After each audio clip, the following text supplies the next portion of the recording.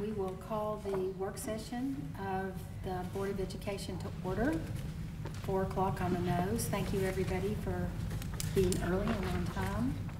First order of business will be before I begin, in your folders you have the calendar for our meetings for the rest of the school year.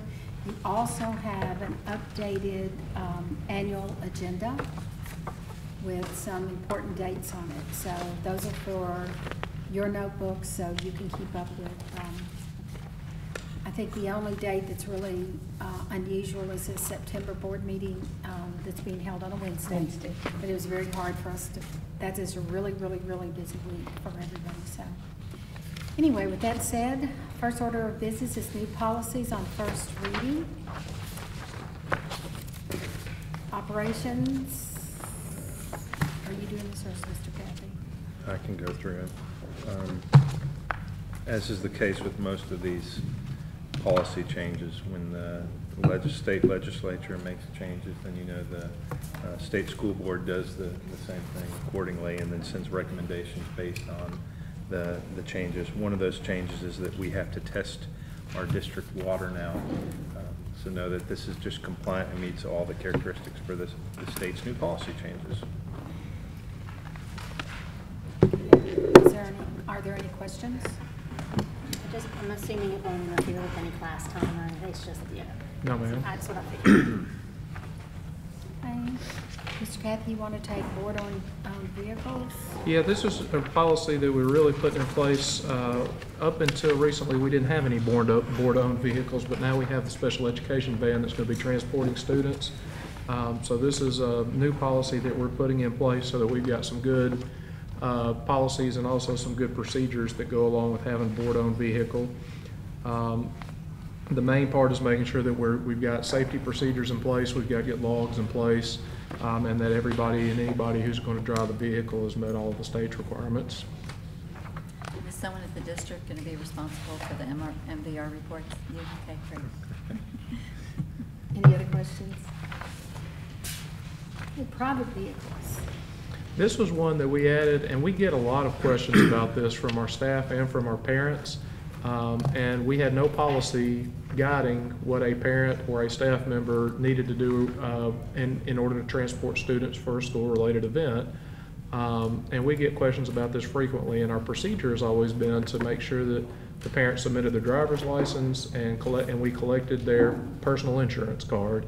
And that's what we've done procedurally. But with this policy existing and with it being a constant question that we faced for 5 years, I just thought it was a good time while we're updating our transportation policies and we're putting them in place for the special education vehicle to go ahead and put one in place for some guidance on private vehicles.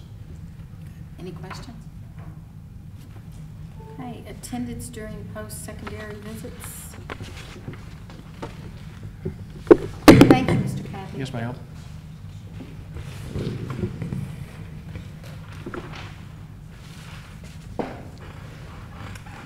How are you? Good, how are you? This is the attendance during post-secondary visits, which basically just address college visits for high school students. Traditionally, they have been given excused absences, but what this does is it allows for them to be counted present when they're actually at the college. And then we try to have a process in place for them to be able to have that verification. So they now have 4 days where they'll not be marked absent. Yes, that's correct. As long They'll as be they marked have the present. proper documentation. Yes.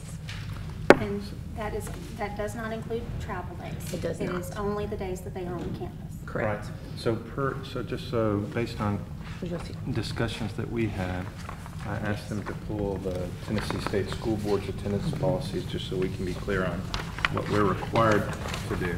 And I'll give this back to you. I highlighted two, actually the highline didn't come over, but on the attendance policy, just so that y'all are familiar with this, the only day that we can mark students present per the state school board policy is the day that they're on the campus. Correct. The other days, the district has the discretion about whether to count it excused or unexcused. So what we have done is... Highlight. Thank you. This was my copy. That was your copy. I just took your copy this month. So you can see page 2... Actually, it's 2E, but anyway, that was on the religious holidays. But there are others in this policy that says that we have to count them present the day they're there, but we're counting excused the days for travel. We also made sure to exclude those days for travel from the exam exemption proposed policy. So we added a parentheses for that. Otherwise, this policy is just an increase from our current policy. Yes. Our current policy allows for 2 college days. This allows for 4 college visits, and it doesn't delineate whether it's freshman year. You can have multiple visits Each while year. each year while you're. So my question too is who initiated this? Did the high school ask for this? Well, we had conversations with the high school about addressing attendance in general, and this helps because they're marked present. Yeah. And this also came through TSBA, so it's a policy that you can establish if you want to. So we felt like this might help both worlds. Great, thank you. I think it's wise and responsive to some parent concerns as well, because they want to take their kids to Right. colleges and don't want to damage their ability to be exempt. Right. And those in the limit of 2 sometimes doesn't meet their needs if they have interviews or other things that need to be done. So I think this is great. Oh, the. And we brought it this time too because we're doing the attendance policy as well. So we're revising that and I think this is great. Okay. Thank you. Any other questions?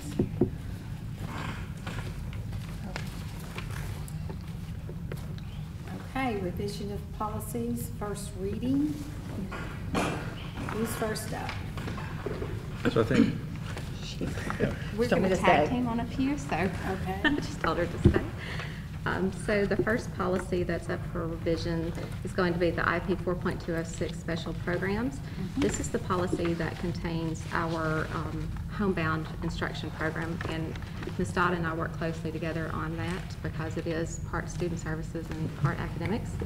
And so what we've done is that the state legislative session, or the legislative session in the spring changed the homebound law to where it was not only it used to be mandated for pregnant students that were having a baby. So what they've done is they've opened it up to be more general for any severe illness that would cause a student, which we've been able to provide those services for those students anyway, but we wanted our policy to be adjusted. Instead of just spelling it out for pregnant students, we wanted it to be inclusive of the language that's in the new law. And this is a practice that we already provide homebound for general ed students. It's just putting it in the policy with it.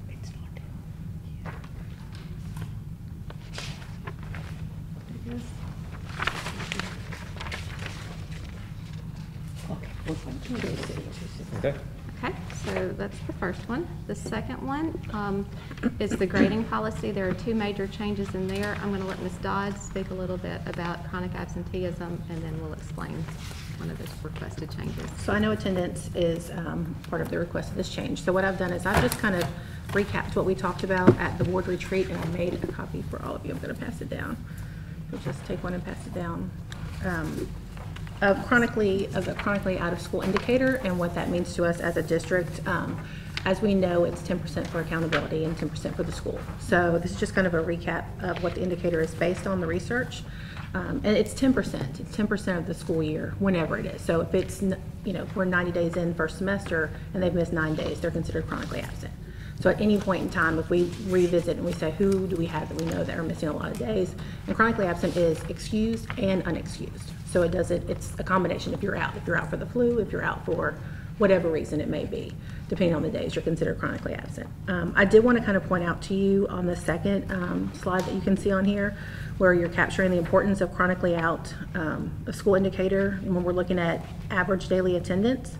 One of the things that we do monitor is we look at our attendance rate, and we look at our 14-15 school year.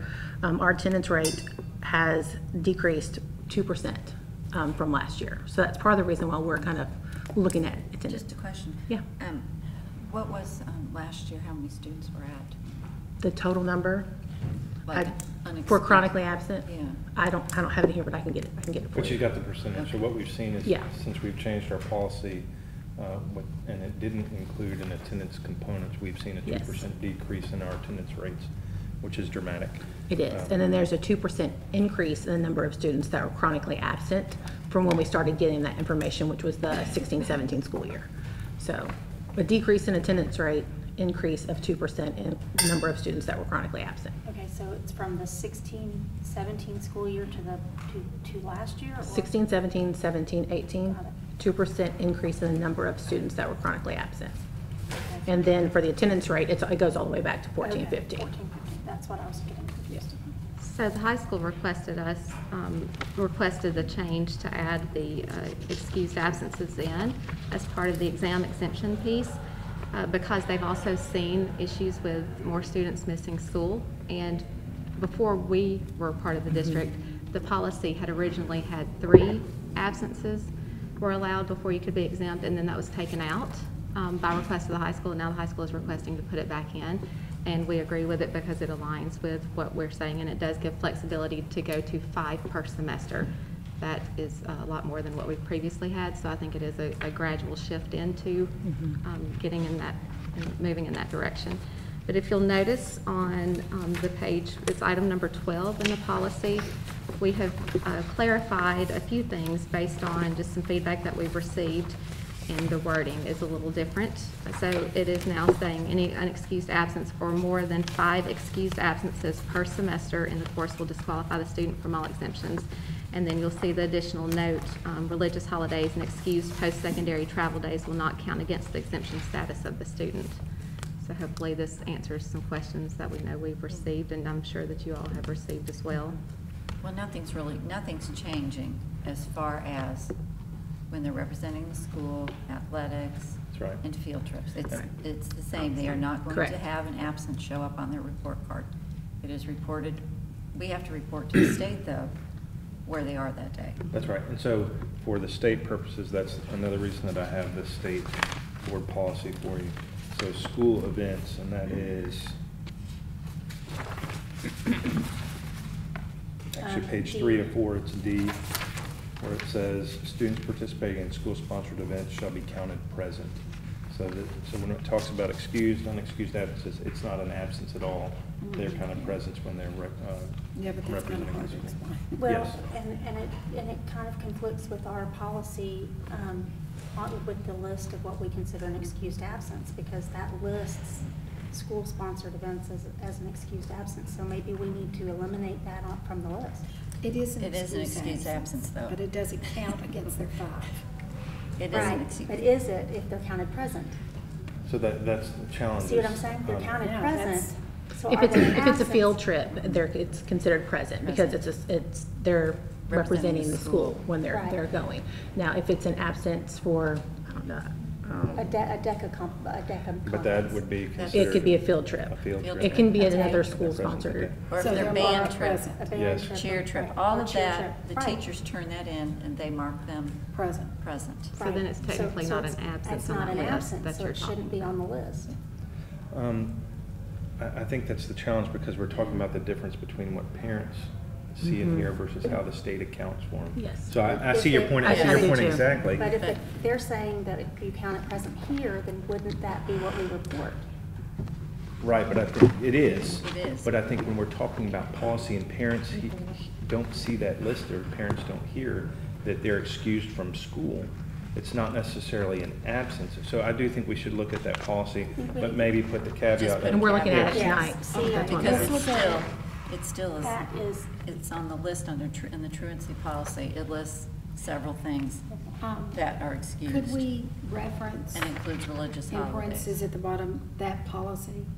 So, Yeah, the truancy policy. yeah, so that the parents will know where to look, you know, So because you've cross-reference said. here?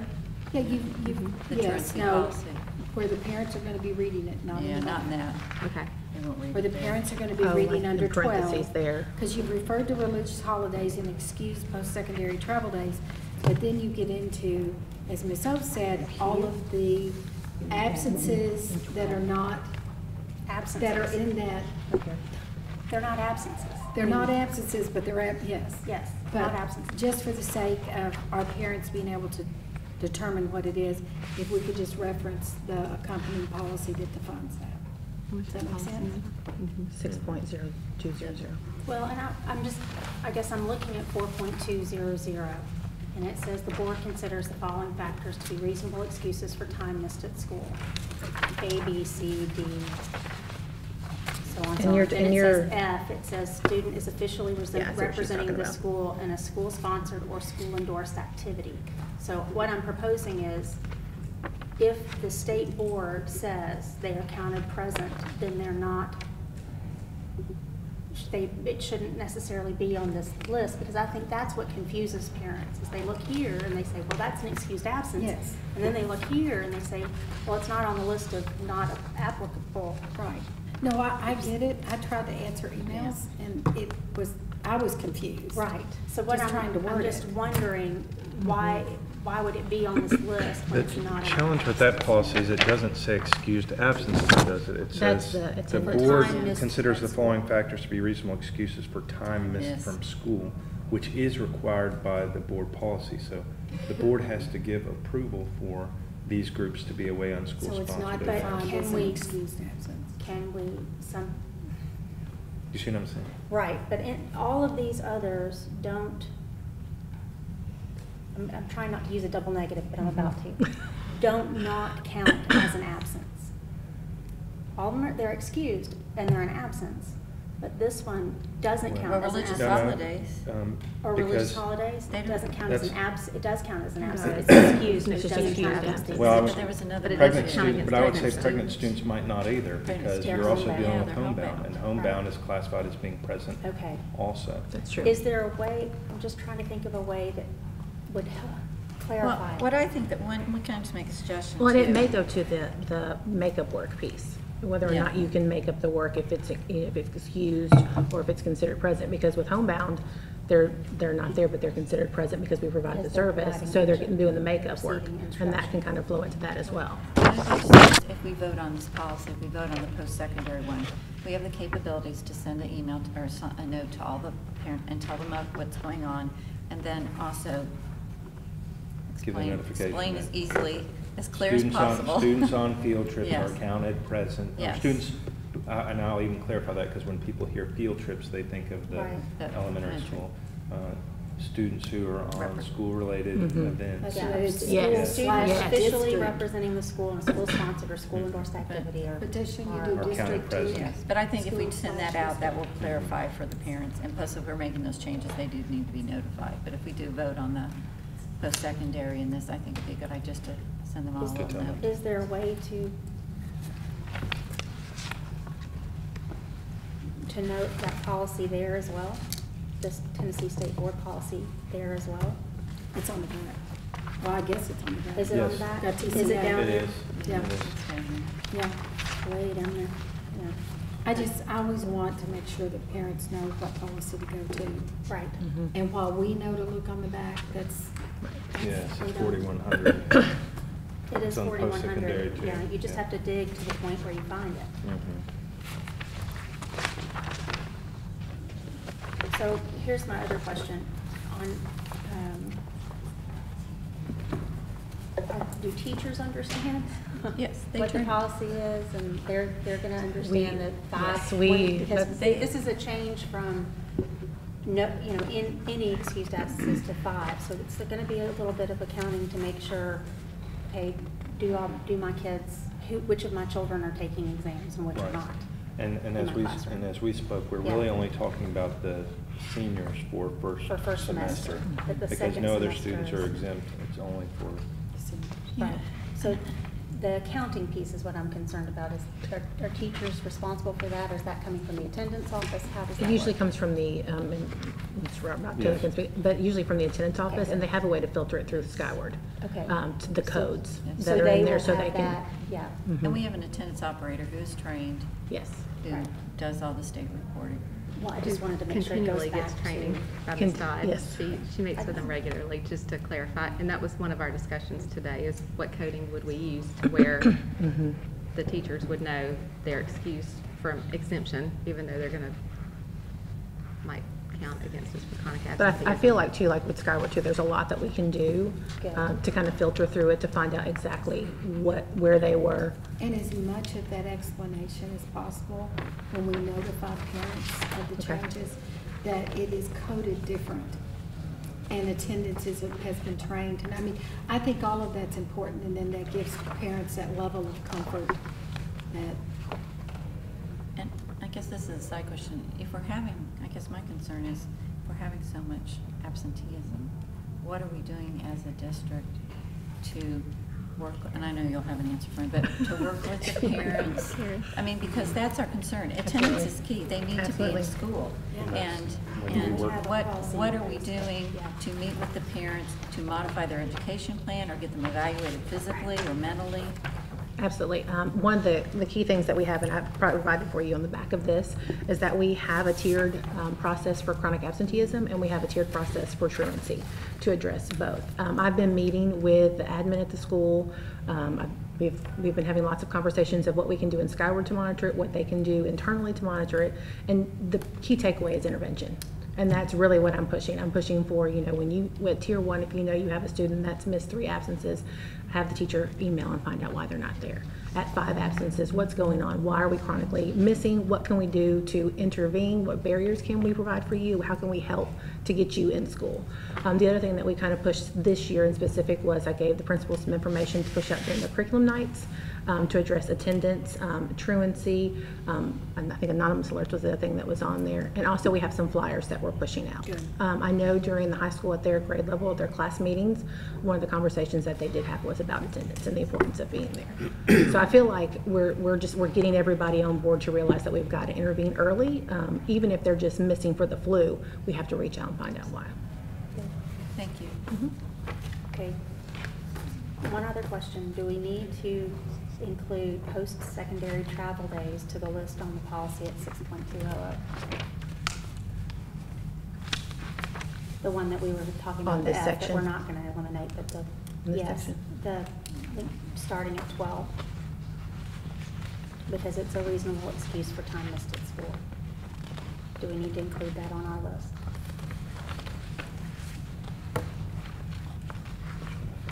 6.2. This one. Yeah, that's it. Do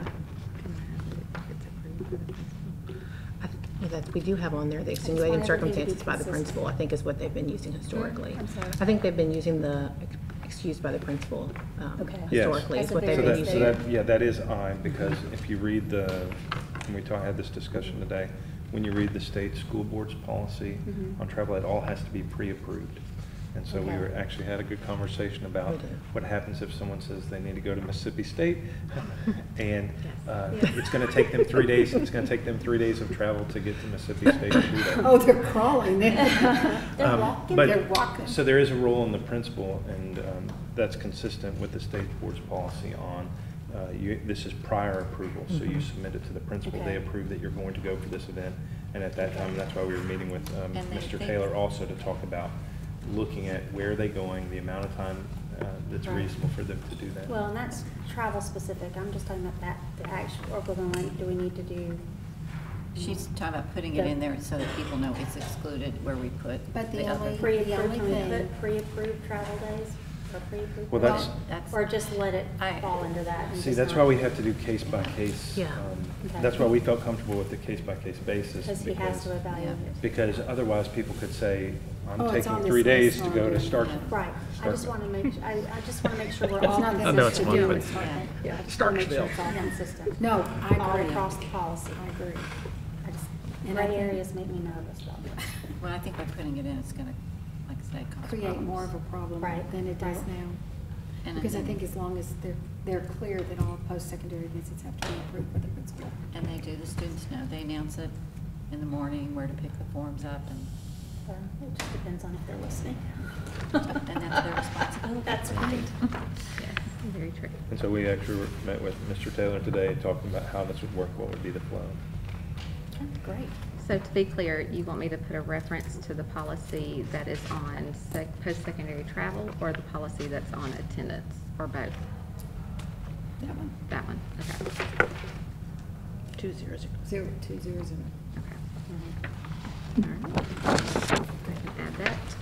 We'll adjust it. I'll send it to Ms. Supermine, adjust it in the. And as always, policies are a work in progress.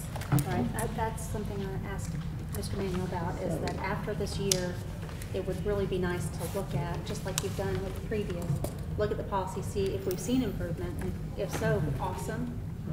If not, what Can we do we tweak? need to do to tweak the policy at that point.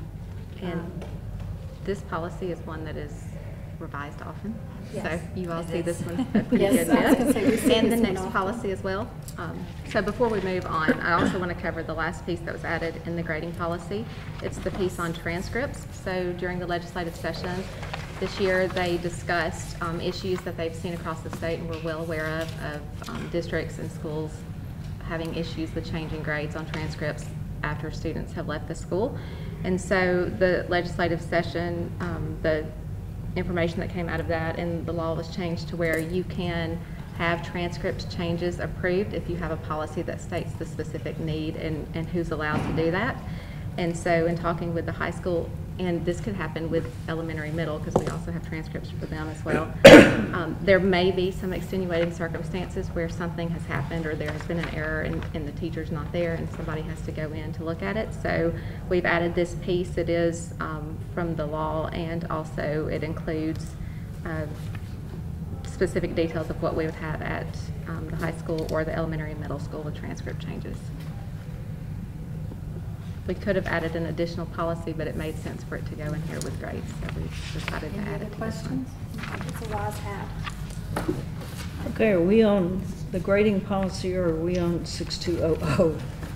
Well, We just finished the now we're grading moving to policy. 6200. Well, Okay. no, we're gonna move to 4.700, 4.700. and then we'll move to 6.200. So the last one that I Okay, have fine. is the testing programs. And we are all aware that this is another policy that gets changed regularly depending on how our testing is going in the state. Last year, at the end of the year, during testing season, due to all of the issues, we changed the policy, as you all remember, to count 0% of the student's grade. And so state law says that for this year, we have to look at it in gradual increases. So for 3-5, it can count 0 to 10%, for 6-8, 10 to 15%, and the high school can be 15 to 25%. We are asking to have you all review using the lowest percentage of each of those ranges for the grade spans because we need to be in compliance with law, but we are not ready to Jump on board. We're going to score at the minimum that we're required to do. Yeah. And so you will see those changes listed there, and the other changes listed are just changing the wording from director of schools to superintendent. Yeah, which we need to do throughout policy if we're going to start using it, because a number of our policies say director of schools. So there ought to be just kind of a blanket housekeeping. Other questions? Well, that's good. Well, let's hope the tests work this year. Yes. Or go away.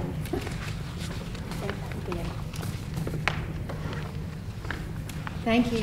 Thank you. Okay. Where are we now? Are we in attendance? Compulsory attendance? 6.200? Yeah, mine aren't saddling in order.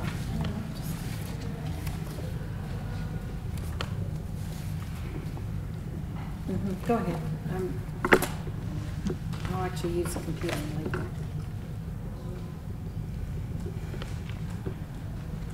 Y'all ready? Right. Okay. I know we were moving back and forth.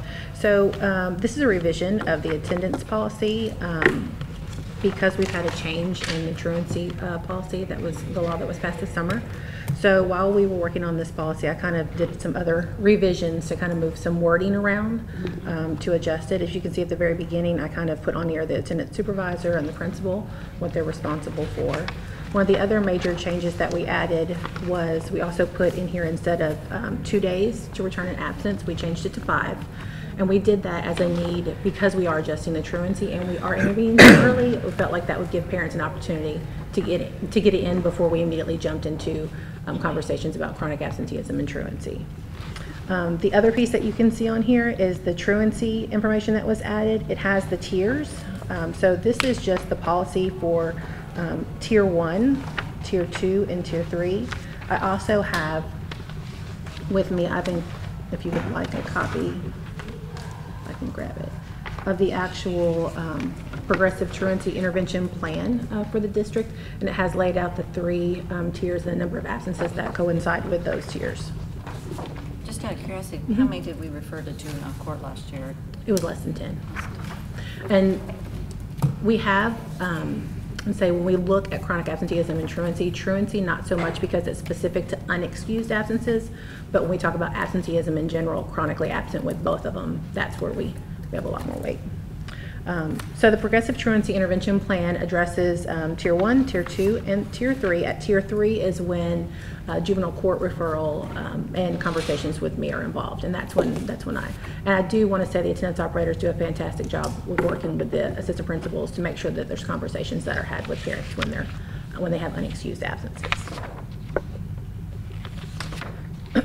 And then at the very, I didn't do anything to military or credit promotion or denial. At the very end, I just took away a lot of the verbiage that was then addressed in the truancy piece at the beginning. And that was it. What about the, there was makeup work, state mandated assessments, and driver's license revocation in the original one?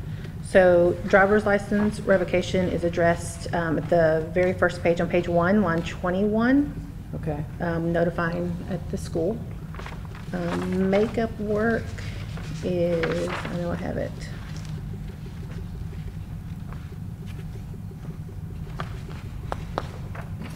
It is page 4, Okay. line 25.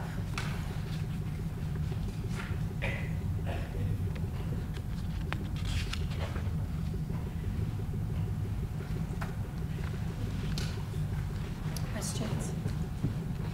Did you ever have your license for the Yes, it's on page 1 here. 21, look at line 20. Thank you. Sorry, I have to skip scrolling and it runs out. And like you said earlier, it's all a work in progress. Just what they all a are. housekeeping, we're back to director of schools and designated. I know, I did see that after you said that, so that is something, I circled it on here, that we can address. That just needs to be cleaned up, consistent throughout all our policies. I am going to make the recommendation that if we can pass this for the first reading, just because the truancy law has already passed, so that we can go ahead and have this in place. Are there any other questions?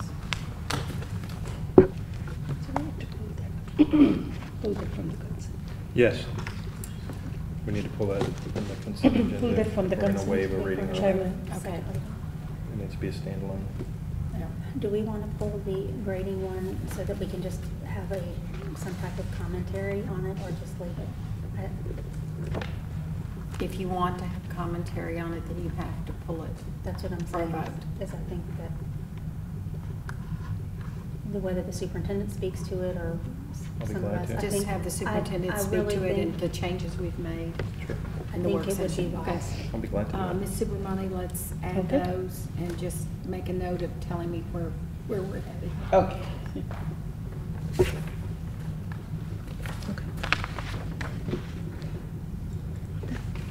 Let's add them After the last one. after naming the new elementary school. Just do a 9C and a 9D. Yes, 9C and the 90, yes.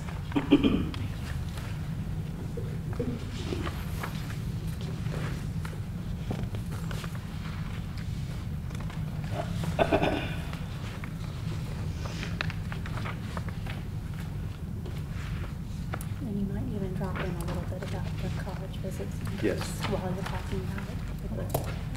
I'll do it all. We'll cover it all. Yeah, just thought. Thank you. You left and we didn't even get to say thank you. Okay, next on the agenda is nomination for TSBA Award of Excellence for the Award for Excellence in Education Program. And you hopefully got a chance to look at that and know that we are nominating the post-secondary transition work that we're doing at Houston High School in this category. So do you have any questions? Yeah, we skipped the other policies. What's Yeah, question we need to do policy a few did I- more. Yeah, we see Sorry. professional Yeah. employment and teacher code of ethics. Okay. Oh, yeah, it helps when you cursor down, right? Mr. Hadow?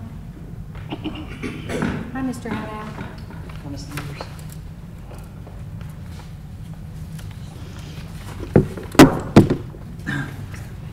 I'm looking at these HR policies, and I didn't hear you guys, we are on HR policies. Yes. Is that correct? There's two of them, HR policy 5.102, professional employment. That is a slight adjustment, and it ties together with the HR policy 5.611 on teacher code of ethics in kind of an indirect way. So kind of tying those two together, when you look at that 5.102, every teacher now has to have a TBI background check every 5 years. The question I think that comes up on that is how much is a TBI background check? Right now the average rate or the rate is about $32. So if every teacher has to have one of those, you're looking at a budget consideration as we develop this.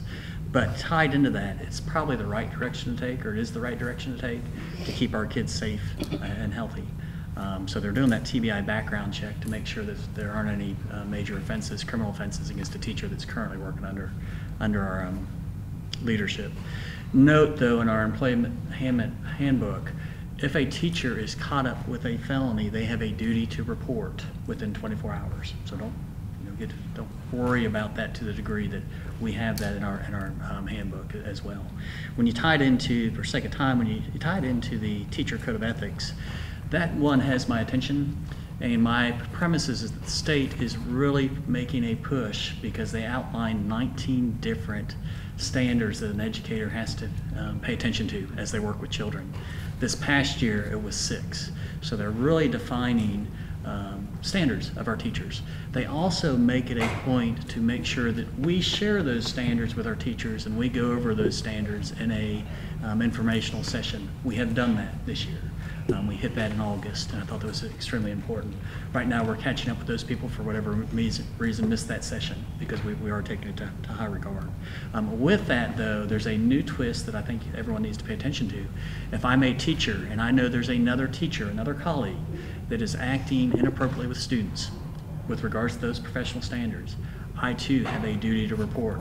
And if I don't, if I am irresponsible with that duty, I can potentially lose my license, or my license can be considered to be revoked as well. And same with our principals as well. Correct. Yeah, it's the accountability piece for all of us. They're our educators. So be aware. I just tied those two policies together, but those are the gist of those. The third, or the real quick, just yes. housekeeping on that one, 5.611. It says it rescinds 4.206. I don't. Is it help me say that again, Linda. under the descriptive Code of ethics. Code of ethics. It says it rescinds policy. A different policy. Are we rescinding that other policy? I didn't think we were. I don't think we are too, but I'd have to look at that. I think it just needs to be 5.611. Yes. Yeah, that's a good catch on your end. But the content of the policies, I think you guys get the importance Yes. of those policies. The other one on the any other questions on those two before Do I? y'all have any questions on these policies? Okay, let's go to AIDS. The other one is the AIDS policy, and it's to make sure that we do not discriminate with anyone that either has AIDS or has the perception of having AIDS. And you can see that highlighted in yellow, so there's some verbiage that they changed to protect people that have a medical health condition that needs to be protected, so they can continue to seek willful employment with our school system. Any questions?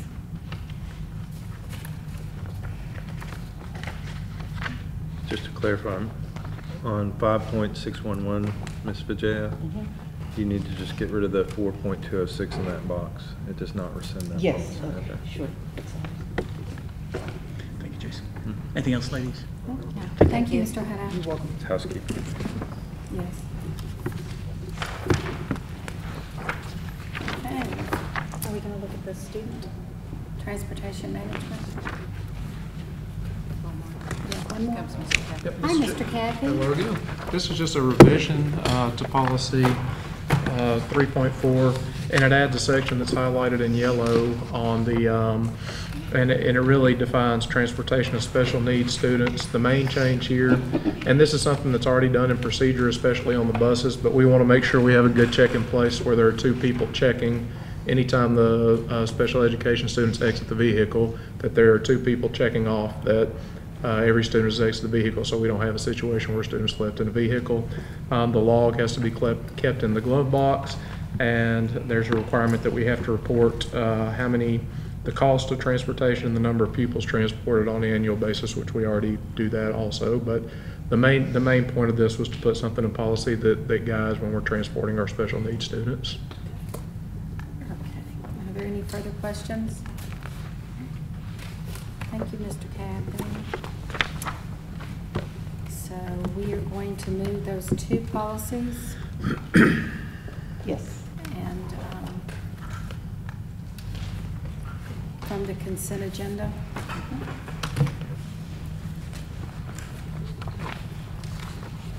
I'm going to pull them out so I know how to put them. Okay, now we can move to the next agenda.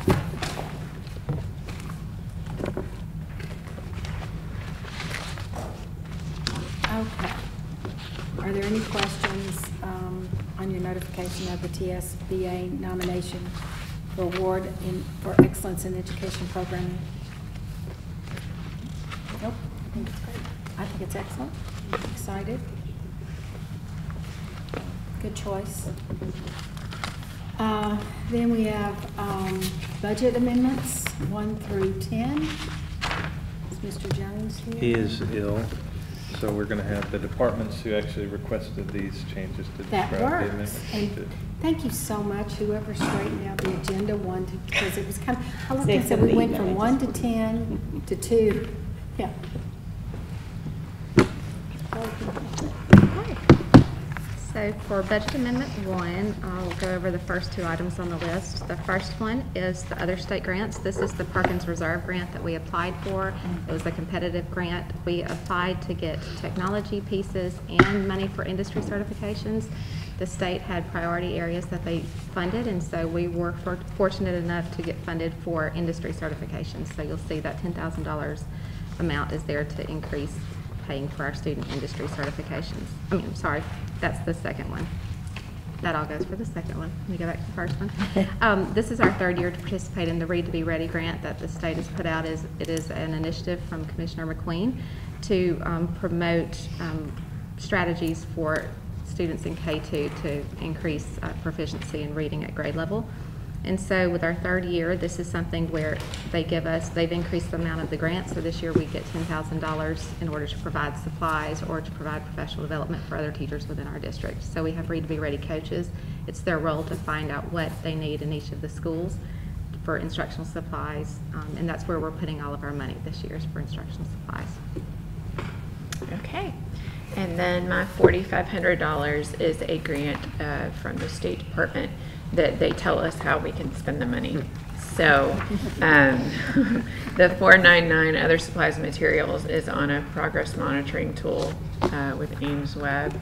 And then that last part, staff development, is just training teachers on how to use that program or provide interventions for students. So pretty cut and dry. Why does the tool just have a name? Does the tool have a name? So you have to either do Ames Web or EasyCBM. Okay. And so I think this year we used the grant for Ames Web because it was cleaner at the high school. So all that does is benchmark the students 3 times a year. But yes, they tell us how we can spend it. You said thank you. We say thank you. We'll take your money. Okay, I don't think I'm up to 6. Thank you both. Number 2. Mr. Cathy. So you'll see and I'll start with Mr. Cathy, you'll see as we go through our financial reports that we did have a successful year as far as sales tax. We as a district have budgeted very conservatively and not tried to predict increases in sales tax. And so if you remember, we removed $1 million out of our reserve for the central office to pay for the construction until we get it's not bond proceeds, but the note proceeds. We also moved $3 million from our reserve to help pay for the increased costs because construction costs changed from what we were given from the city. But know that even with the removal of the $4 million that we've still had a successful year, and Mr. Jones is predicting that even once all the POs are finalized from last year's, that we will still be sitting at around $11 to $12 million reserve. And we thought that we were going to be sitting around an $8 million reserve. That being said, I know that this board has requested that we make changes to restrooms at our schools. And so I know that's a smaller capital improvement project beyond what we were looking at, but I do think in looking at the reserves that we have, that would be a wise expenditure. So was my request to go ahead and take some of that additional funding and it won't do all of the bathrooms, but we're going to do as many as we can once we bid it out. But I'll let Mr. Cathy, I know that's most of it. But that's it, yeah. And he was asked to improve the bathrooms. Yes, I was asked to improve the bathrooms, and I also wanted to reclaim a little bit. We recently received the reimbursement for the insurance claim at Riverdale to replace the air handlers. That was a $284,000 insurance, and we paid for that out of capital dollars last year to get the work done. The same, waiting on the claim to be finalized on Houston High's fencing, but that should be a check for another $125,000. So some of this is bathrooms, but also some of this is circling it back into the capital budget it's already been spent out of. But my directive for Mr. Manuel was to claim some of this to start looking at the banks of bathrooms that are most public and most utilized and or in the worst condition to start upgrading. I guess my question, do we have to do an ADA study before we come in and do any of these? Do we have to, once we do some bathrooms, do we have to by law redo them all? So the answer, we've already begun the ADA analysis at Dogwood, and it's in its entirety because that's been on our capital plan for several years and it's kept rolling. So we've actually already begun that. To answer your question on the bathrooms, is do we have to bring them all up or not? That'll be a code question that we'll have to ask as we go through the process. But we are going to make them compliant, yes. Excellent. Starting with Dogwood. Dogwood will be first. Dogwood is going and undergoing as we speak an inside and outside full analysis, ADA of everything. And then what we'll do once we get that list is bring it to the board along with cost estimates and say, here's the list, here are the cost estimates. Now, how do we want to approach tackling this? Okay. Good. Great. That's great. Thank you. Number 3. Mr. Manuel. Okay, so this is because we do have extra funding, so this is to put more funding in our legal costs, because I remember when we were first budgeted as a district, I think it was advised that we appropriated approximately $100,000 to $120,000 in legal fees. We didn't spend that the first couple of years, and we drastically cut it. Well, we need the legal fees, so that's this request, is to make sure that we have the funding for legal costs. It was a welcome to have the tax. Yes. The unexpected Yes. increase in tax revenue. Mr. Haddow, I believe you're up next. I'd like, with your permission, to talk about number 4 and 6 while I'm up here. But, Yes, that would be lovely. number 4 is a budget amendment to help. We're losing a couple of positions at the district office that were support personnel, and we'd like to offset or request some additional funds to pay some other support people who are going to pick up the load because we're missing those 2 positions. So I think there's one position was not filled earlier, and another position we have a resignation that is going to happen at the end of August. So there's some support people, and if you want names, I'll be glad to give them to you. One would be Felicia Mathis, one would be Kathy Dudley, one would be Jennifer McAlpin, I think I always mispronounce her name, and the other one would be Debbie Davis. And they're all support people, and they're picking up more scope of work because of the offset. The other piece that we've learned along the way, for the sake of transparency, is that they're doing more than administrative assistant work, and they probably have been for some time. So we're trying to catch it right now with this budget amendment. And I think the budget amendment would be at the total of maybe that $27,000 that Kevin mentions in the plan. The other one is number 6. The SPED coordinator we hired someone new on an 11-month deal. And talking to Ms. Huffman, it's probably the same as that load with the SPED world has become consuming.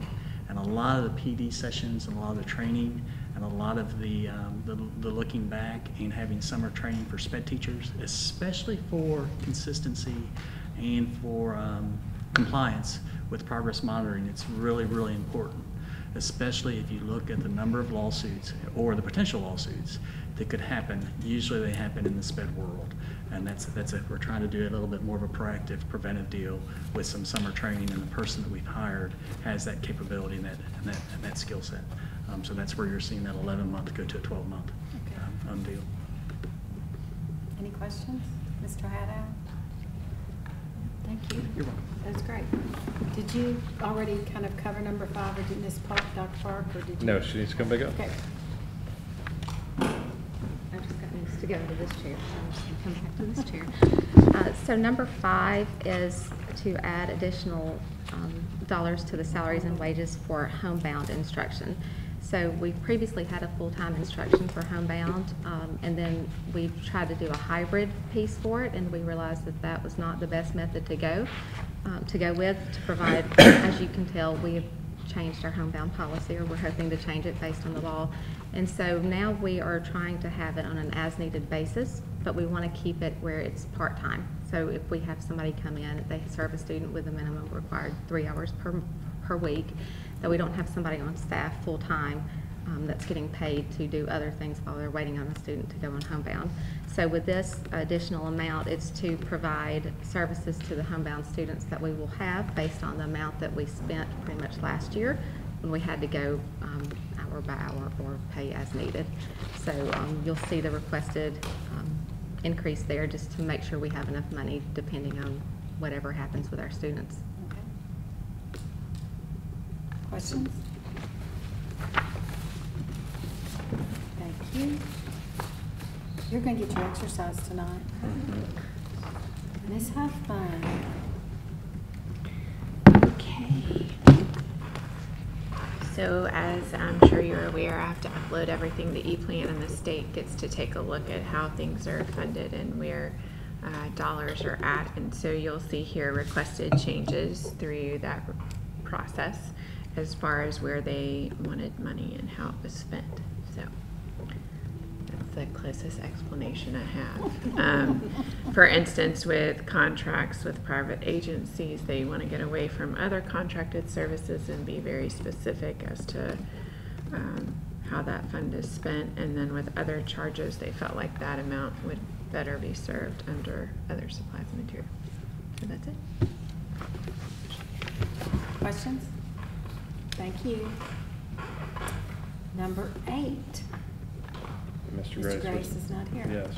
So what he's wanting to do is transfer attrition dollars where we had money leaving to pay for technology one-to-one initiative work, so you can see the reductions in salaries and wages. So, Mr. Pierce, I don't know if you wanted to. Okay, you can. Sure. Come back again. You might as well stay. So for Mr. Grace, they had, in the original budget for this year, added a position, the blended learning position. So that person was originally a CTC. And so when they moved over, the person who replaced them, there was additional money left in that account for that salary. And so he's requesting to have that moved from 72210 to 72250, so that it can be used in place of any additional work for summer stipend work to assist with getting everything. The one-to-one enrollment. That works. Why don't you just stay here, because you have one more? Ms. Are you going to do 10? The Perkins grant? Go ahead and do 10. Yeah, 10. Okay. The Perkins grant. Let's see. I don't even have that one printed out. Thank you. But in what was listed in Skyward versus what was approved by the state, there was some discrepancy there. And so we just want to make certain that the amounts are in alignment with what was approved in ePlan. I'm sorry. Okay. And so that's what you see with this request here, is just to have that aligned with what was approved from the state. Okay. Thank you. Mr. Bland. This amendment has a lot of moving pieces. It's our annual Safe Schools grant.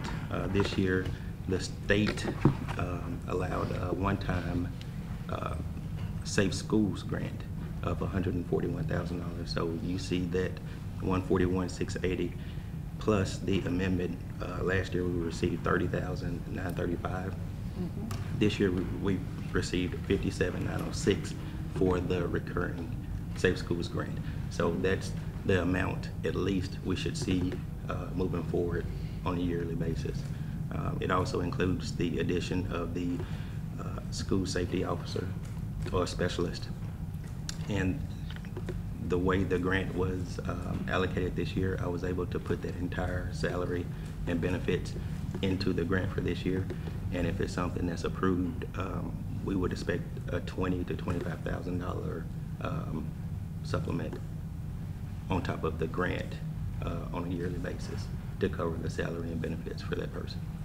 So this was one of the positions that we talked about that we thought may be a needed role in the district, and we talked about a safety specialist position that they can look at our drills, our logs, they can analyze facilities, they can look at procedures, and I think that Mr. Blaine feels comfortable based on the increases in the grants that we have and the progress that we made over our camera work this summer, because we have finally gotten to a point where all of our schools are caught up with the security cameras, that he feels comfortable using this money to hire this safety specialist with the combination of grants. Correct. I don't know if that's It's fair, and at the end this year, there will be, it's completely funded through grants. We wouldn't expect to kick in anything until 1920. Okay, not to be confused. Is this money part of the one that the state was coming around and looking at everything? No, not that, that Totally one has not separate. been awarded yet. Okay, that's what I wanted to know. This is part of that. I'm not sure what that was, but the assessments that the schools had to complete, That's still to come. No, that's this. Oh, okay. That's the 141,680. Okay. The 57,900 is what we get yearly. So there's a one-time and There was a there's one-time, recurring. yes. The one-time was a 141. So this year total grants we received 199.5. Thank you. Thank you, Mr. Brown. Okay, moving right along. School fees and activity costs. You gonna take this, Mr. Manuel? Sure. So, you know, we send out requests, Mr. Jones does, to the administration of the schools and ask them for the updates from their booster clubs and different organizations for any fees that they are requesting of students, and also that are required for students when you talk about extracurricular activities. Ms. Opie had asked about one differential, and I actually called Mr. Short about it. The difference between the orchestra fees for Dogwood and for Farmington. The difference is Dogwood actually allows, and they have some purchased string instruments that they own at the school. And so instead of parents having to go out and rent those from the music or groups or buy them themselves, you can actually rent them at a reduced cost from the school. Farmington does not have violins that they rent to the school, so you just have the fees that they pay for music and other associated fees. So that's the differential. Thank you. Do you have any questions on school fees? Okay. Y'all are making this easy. Okay, attendance zoning. Okay. Ms. Crowder, if you would pull up. And just for the purposes of the community, I will put you through this twice for both this and also our enrollment numbers, because I think they're both beneficial for you all to hear, so that we can talk about as a group, but then also so that we can talk about as in relation to we zoning. probably never all looked at it. How many times? Yes, but Ms. Crowder, can we actually start with, even before we get into this, can we do the enrollment numbers to start? Of course. I think that may be a good point Do we have a printout for the enrollment numbers?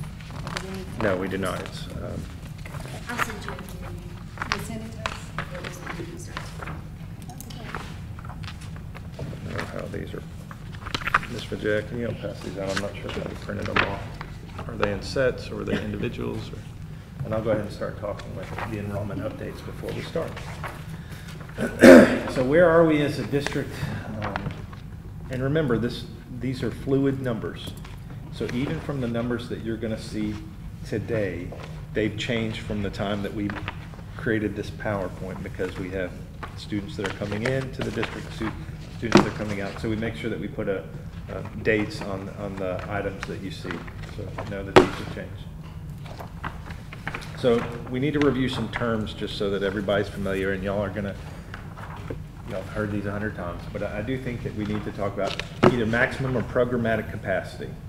The state of Tennessee sets the maximum and the average class size per grade band based on research from Project STAR. So remember, we talked about, they did a whole analysis to see how does the size of a class impact the level of instruction in that class. Based on that study, they have certain requirements for us. They have the average number of classes. So when I look at kindergarten through 3rd grade and I add up all the students and I add up all the teachers and divide them by each other, they have a teacher-student ratio. But then any one class also has a limit on it. So I can't have one class that's really big and one class that's really small. So they set a cap on how big the biggest class can be also. So know that when you look at the grade bands, K3, for example, you see it's got an average class size of 20, and we actually, the administration sent in multiple reports over the first several weeks. We call them BEP sheets to determine the funding, and we're looking at that number. So we have an average of 1 to 20, and the maximum class size in K3 is 25. When we look at 4-6 and we look at that average, we should have an average of 25 kids per teacher, and no one class can go over 30. When I look at grades 7 through 12, I can have an average class size of 30, and my maximum class size for any one class is 35. Now know that there are some differences here. There are classes like CTE classes, special needs classes, that have different student-teacher ratios. These are just the averages. When I look at the term optimal capacity, which we have discussed as a board in the past, we were saying we don't necessarily want to be at the state levels. We want to be at least 2 students below those. So when we use the term optimal capacities, you can see, and we're only talking about average. We never talked about it in relation to the max size. We could, but we were saying it's just 2 less. So instead of having 20 at K through 3, it's 18. Instead of 25 at 4-6, it's 23. At 7-12, it's 28. And in a lot of our schools, we're already at those optimal capacity levels when you look at the averages across the grade bands. So we're going to see them in just a second. Just a quick, I think there's some facts out in the community that aren't Correct. correct. Really? And so by law, we have to adhere to this. We adhere to so these. I mean, there is not, that's what I say. Yes, so how do we go? Yes, if you're yes. finding in your daily counts that a class is reaching a maximum view, we will add another teacher, and we budget each year to do that. And so even though we were below those numbers, I know that they were looking tired. I'm not sure the status of kindergarten teacher at Dogwood, and I know that they were hiring a 6th grade teacher or middle school teacher at Riverdale. So know that those are going to change even from the numbers that we see here. I'm not sure that those teachers are included in our count, so know that there were some changes. So let's go on to look at what did our numbers actually shake out and where were we in our schools. So I know this is a busy chart, but I wanted to compare where we were last year with where we were this year. Those are those 2 numbers that you see circled. So at the same time last year, that's not where they ended the school year. That's where they started the school year. So at Dogwood, for example, the August enrollment was 902. Now, we list all the new transfers that you see that were approved. So for employees, we added 7 transfers across K-5, intra-district. And we always talk about intra-district as being a wash. They're Germantown residents, so if they weren't at one school, they'd be at another school. They're just all switching between the schools. So they don't have an overall impact on the overall level of the schools. And then we have a new city employee transfer at Dogwood. So our total was 933 compared to last year's enrollment of 902. And if we look at our demographer's projections, he was projecting that we would be at 931 this year. When we talk about our capacities, and the reason I talked about programmatic and optimal capacities. Thank you for changing that. Yes. So I think it's Rather than maximum. Rather than maximum. It's a misnomer. Yes. So there's 815 compared to that 933. So we are over at that school. Thus the need for a new elementary school. So let's go on to the next. That's why we currently have portables. Yes. So let's go on to the next slide. Farmington Elementary. You can see the enrollment at Farmington Elementary last year at this time was 836. They are actually down to 800 students at Farmington Elementary School. So you can see their programmatic capacity of 780 and optimal capacity of 708 at that school. But there we had 11 employee transfers, 30 residents chose to go there from Dogwood and Riverdale. Go back to that one for a second. So just to see where Mr. Bailey's projections were, I'm sorry. He was projecting that we were 825 compared to our 800. So at Riverdale K through 5, last year's enrollment, we were looking at 931, and this year we are at 904 K through 5 students at Riverdale. You can see the returning students were 874. We had 11 employee transfers and 19 Germantown residents that chose to attend Riverdale. Compared to his projections of 908, he was pretty close, within 4 students again of where we are. And then the capacity is 820 students, so we are well over the capacity at Riverdale. And so what happens when you see that we're over the capacities, we wind up using spaces that we hadn't planned for instruction. So whether it's the STEM lab or science labs or having teachers that have to float, that's how we accommodate until the new elementary school opens. We do not, and this is false information, we do not accommodate by breaking the teacher-student ratios. That's not allowed. We accommodate by placing them in other places in the school and not using the facility as it was originally planned. And before we publish this, can we change that from max to programmatic? On which one? The one you just. Yes. Okay, so we'll add.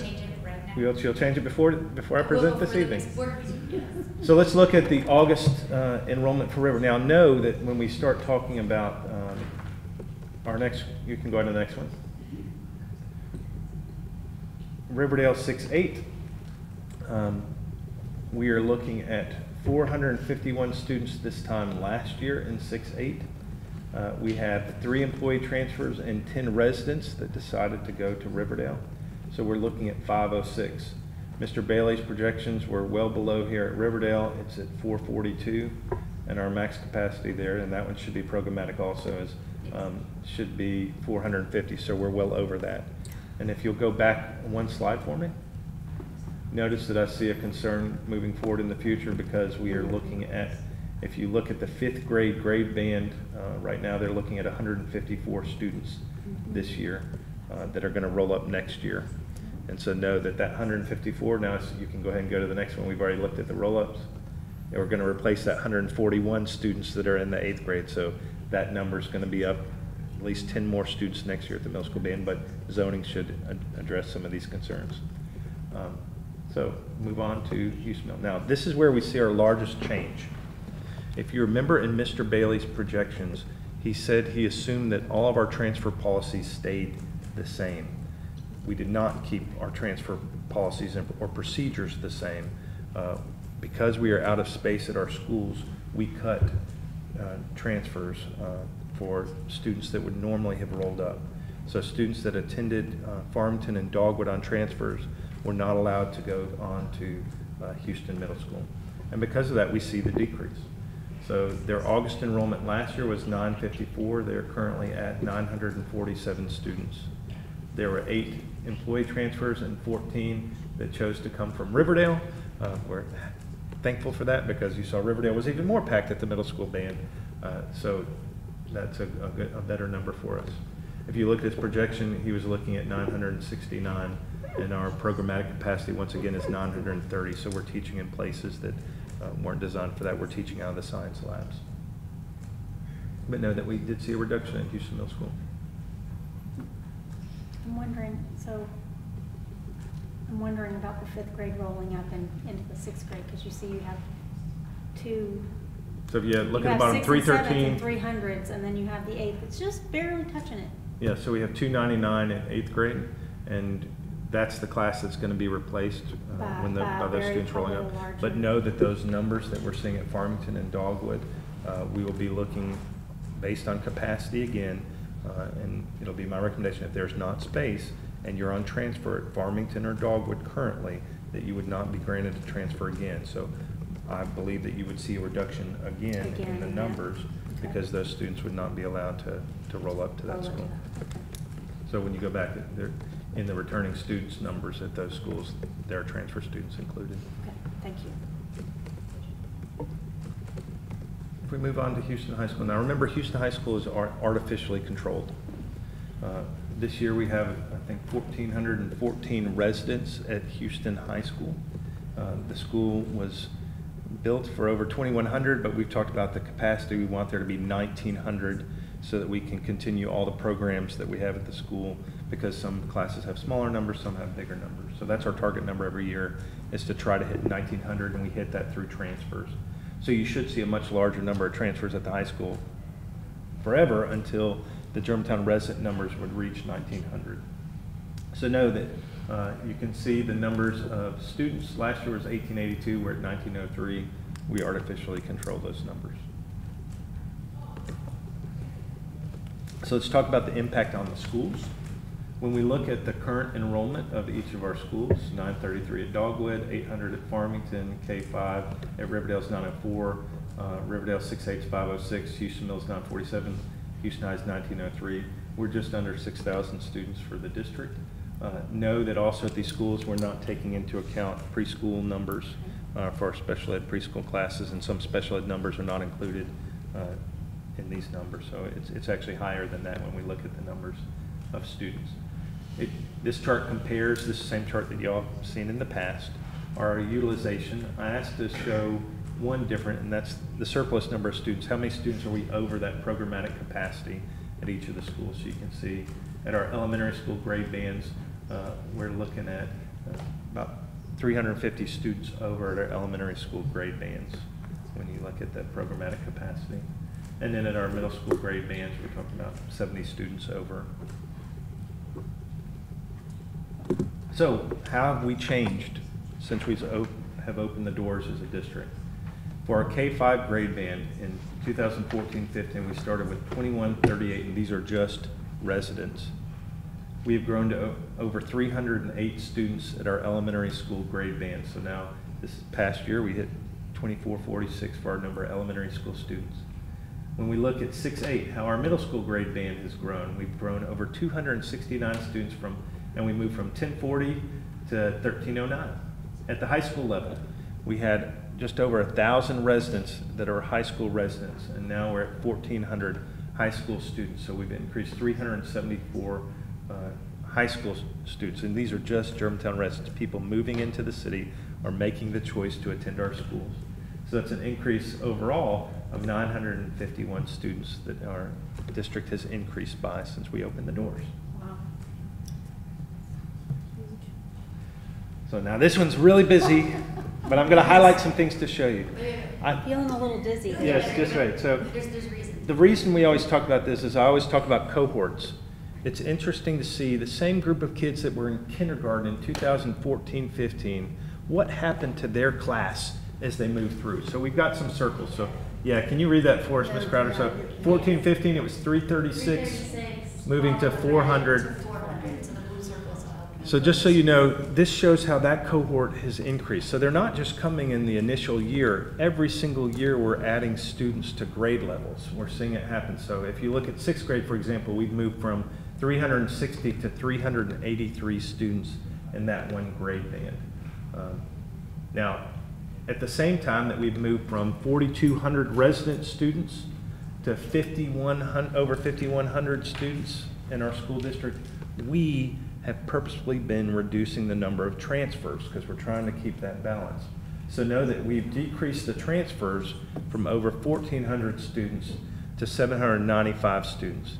And it's even more powerful than that, because when you look at the high school numbers, remember, we want to have the transfers at the high school.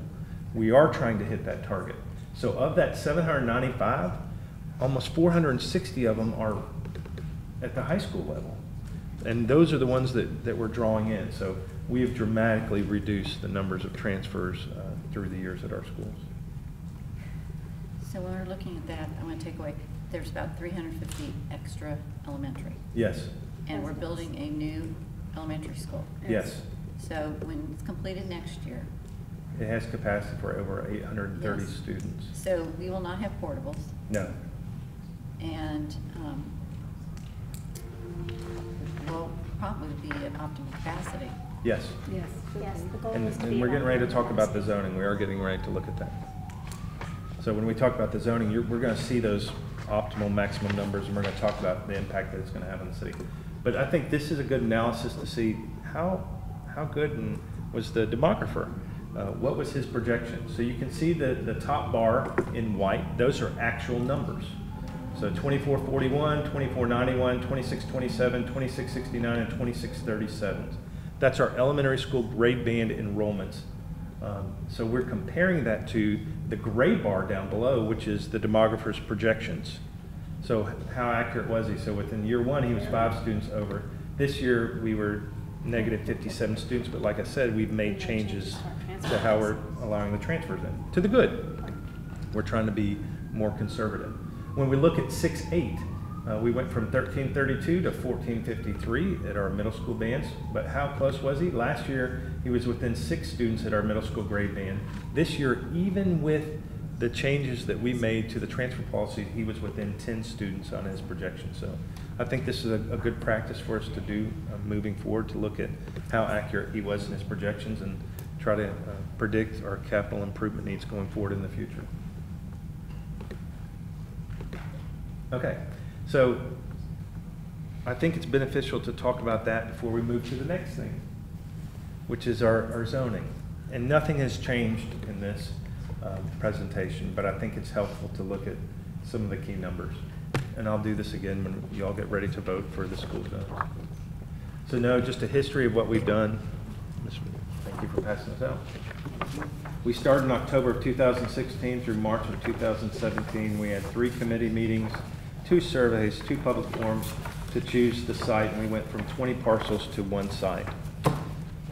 From there, we moved from school site to school zone selection, and y'all remember the process. We created base zones that we felt like it didn't matter how we would zone it. We couldn't predict that those base zones would go to any other school than the school that's right near them geographically.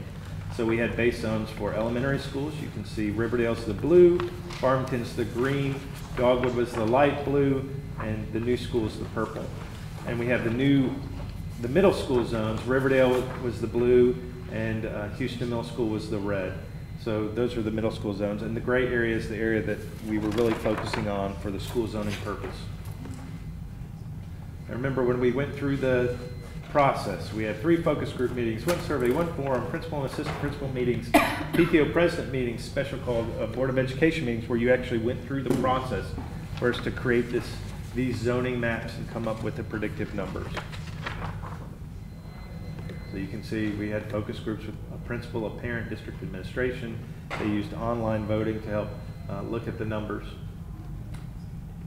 And we published 3 zoning proposals, which are being presented to you tonight, to look at our optimal maximum capacities. Notice that we had, at the forum, 126 people attend and gave feedback to the board. You all seen the Bible of survey results that you had to look at all this information. Yes. And I think it's beneficial to note that the changes that we saw in our new enrollment numbers, I don't think have a significant impact in your decision making. Besides the fact that the middle school numbers weren't as drastic as they were. We saw a bigger increase at Riverdale.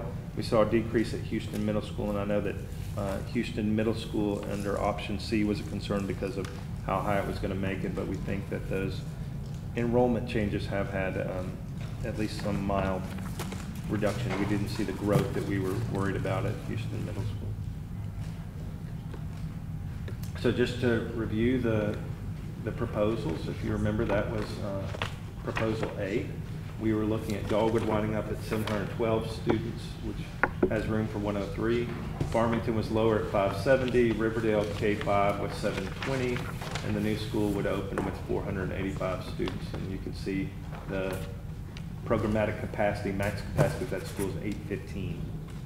So know that it's opening with room for over 300 students. When we look at the middle school for A, remember we talked about some of the pros of this plan is that you have students that are going back and forth. Houston Mill opens with 871, and Riverdale opens with 423. But you have cohorts of students that actually go there K-5 and then move to a different, or go to one school K-5 and then wind up going to Riverdale, which was viewed as a negative by some people. When we look at B, you can see some of the differences.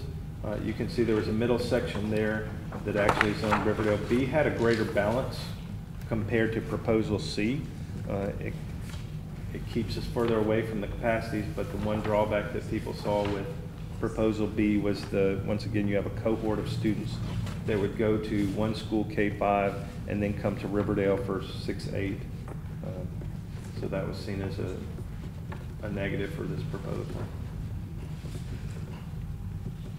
There's the middle school proposal, so you can see the purple ones were the ones that would then go to Riverdale for middle school. And then proposal C, you can see the numbers there, 718, 642, 697, 430 at the new elementary school. Once again, it's almost 400 students below its capacity when it opens its doors. It could be less. One of the things that I think that we are going to discuss as administration, and I've spoken with you about this before, is allowing the students who are in the 5th grade, their final year in a school, to remain there. And so remember, that's not taken into account in these numbers. So if we chose to do that, it would actually open with less students than 430. The 5th graders would stay at Farmington and Dogwood, which would also increase those numbers at those schools. At those schools. But that's something for us to address. And it would be a one-year impact. Yes. As opposed to a long-term impact. That's correct. And we still would be able to eliminate the 4 Yes. Yes, it wouldn't bring it over. That's correct. And then you can see the middle school numbers. The challenge with the middle school numbers for map proposal C is it takes Houston Middle School high, opening the doors. Middle school's numbers are low at, the middle school numbers are low at Riverdale and 6-8 at 370. If y'all have questions or want to have discussion about the maps? Where's that? What are we going to do about intra-district transfers? That is something that we're going to have to look at after y'all have chosen the zoning proposals. We are going to have, once again, the same discussion that we're going to have. So first step is, if y'all will approve a zone, then student services, we will go back and look at impacts of numbers. So we can see exactly how big an impact that has in granting the 5th grade students to stay at their schools.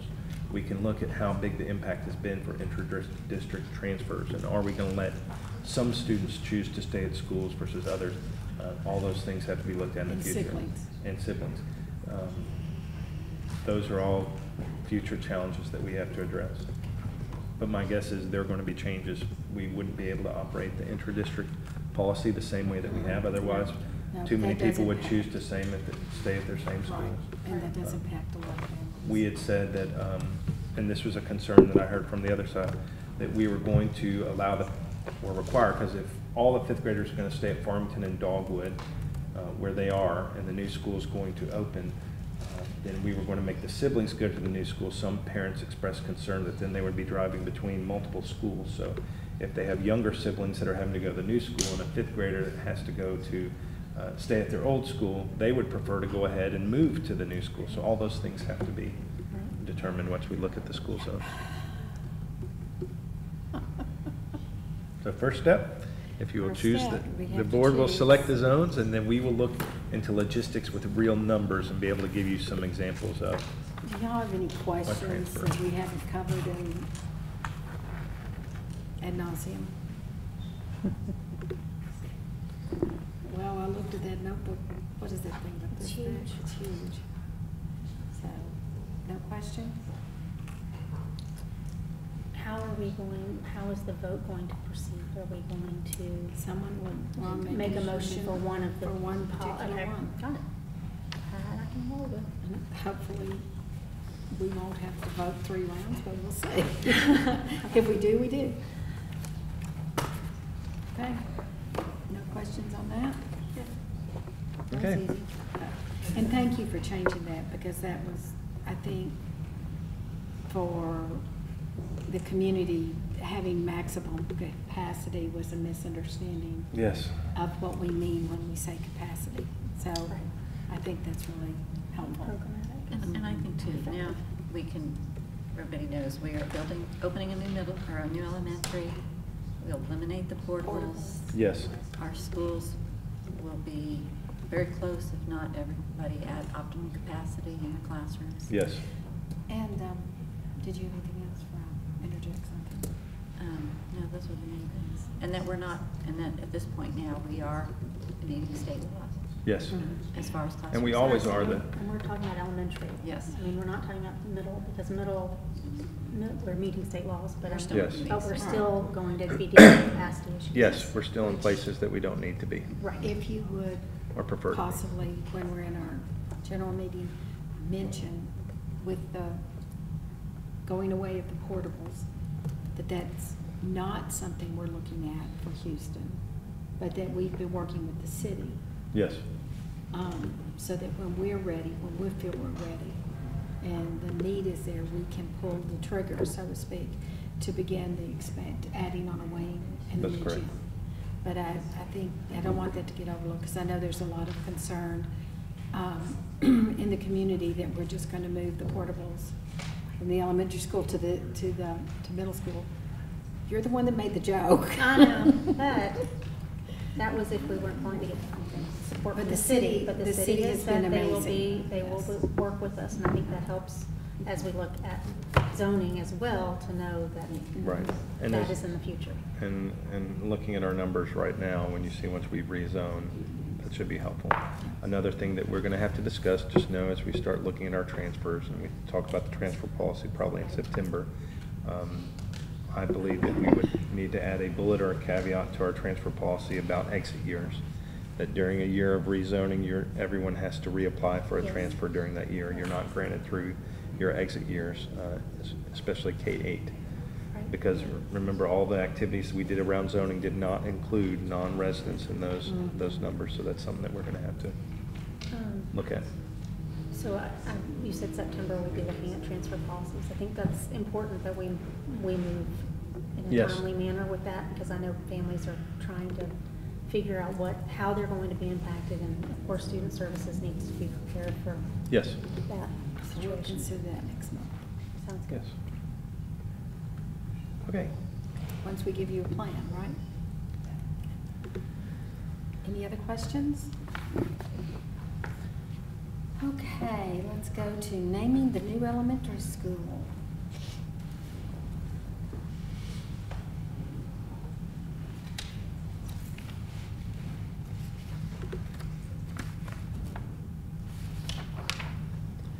I think this one was pretty straightforward. Yeah, we- yeah. We had 3 options that we put out to the community, but it was also open-ended, and so I was also asked, people could put in their choices, but if we had more than one choice, there were some one-offs that we didn't include. We listed those if they had over, I think 2 options we listed, or 3 options, we listed those on here. But you can see Poplar Pike, if you'll scroll to the top, yeah. Poplar Pike Elementary had an approval rating of 55%. Germantown Oaks was at 46% of people voted for Germantown Oaks. And then the overwhelming favorite was Forest Hill Elementary, which was 89%. But, you know, we also try to put a wrinkle in there and say what would be their last choice. So which one was the most disliked. So you can see that Germantown Oaks was also the most disliked when we talked about the rankings. I feel very comfortable with Forest Hill, although this isn't a big issue that I'm tied to a name. I just think it's more consistent with our other schools. They're named after major roads near those schools. So Houston High School, Houston Miller, named after Houston Levy. Farmington's after Farmington Boulevard, Dogwood River. It's consistent. So some of the write-in suggestions were Forest Elementary, Grand Oaks Elementary, Houston Elementary, Neshoba Elementary. There were 4 write-ins for that one. Oakley Elementary had 5 write-ins. So it would be my request for y'all to make a motion to name the new school. And there's a reason why we're doing this now. We're being pushed by the architects firms as we go through. When we start looking at the branding, we have to start making decisions. we also have to start our process with the state to get all the codes and requirements for a new school for the state. So know that there's a time factor here. That's why we need to address it now. I'm surprised the show cropped up. I was really surprised that that cropped up. Because it was the name of the city. Yeah, I know. Well, at one point, we were going to secede from Shelby County and be Neshoba. Boy, Yeah. is that ancient history. Remember that? Okay, do y'all have any questions on the survey about naming the new school? And again, it will be a motion by one of you to do so. Okay. It's after. Prescription, stop loss Do you have insurance. some? Assume that's Mr. Hadow. Okay, I've got way more papers.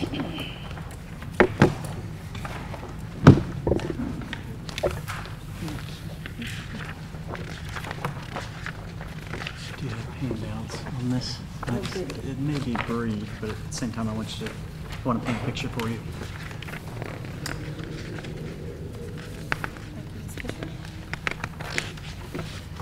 And Mississippi, take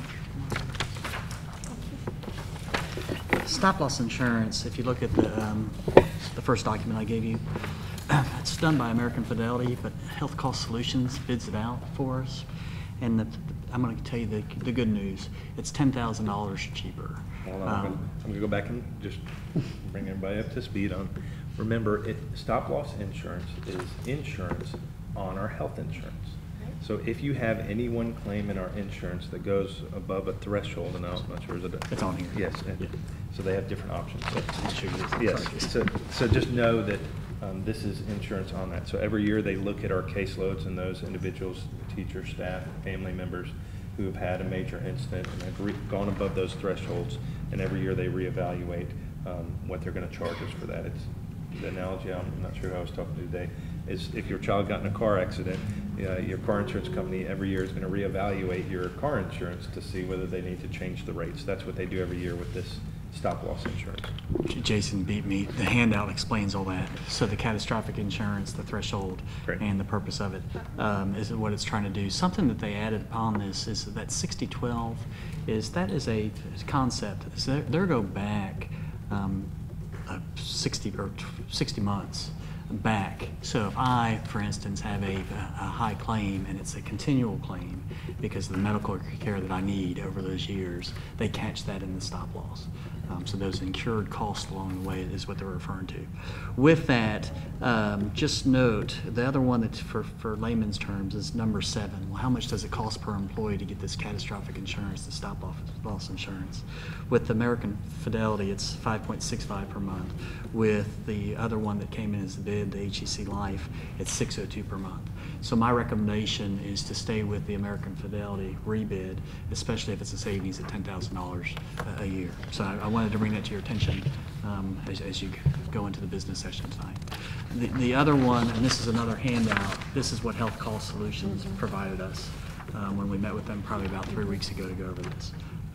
So that's the more technical terminology of when they made this, when they addressed this with us. Any questions, Mr. Hadow? The other one was, and this is another handout, and this is just for your educational purposes and to catch you up to speed. This is the prescription management plan. It was discussed maybe about 6 months ago when it was first introduced. Our ESP is Bob and Brittany Shoup, or Brittany Spalding and Bob Shoup. Brittany is the daughter of Bob. She's married, but they have came up with this, and they use a new term, and it's called cost avoidance. And the big picture on this is if you had a prescription plan benefits manager, what would that look like, feel like, and sound like? So they really get into the weeds with the pharmacy portion of the medical benefit plan. So by getting into the weeds, if you had a benefits plan manager, they're under the impression, and I didn't highlight this number, but they're under the impression that you could have a cost avoidance per year of $263,000 a year.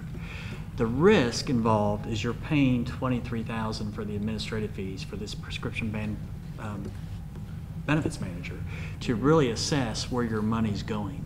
The savings on the money comes with the generic drugs And if you can get a better rate at the generic pricing, you can have a savings, and as well as the, I guess the suspension of those drugs.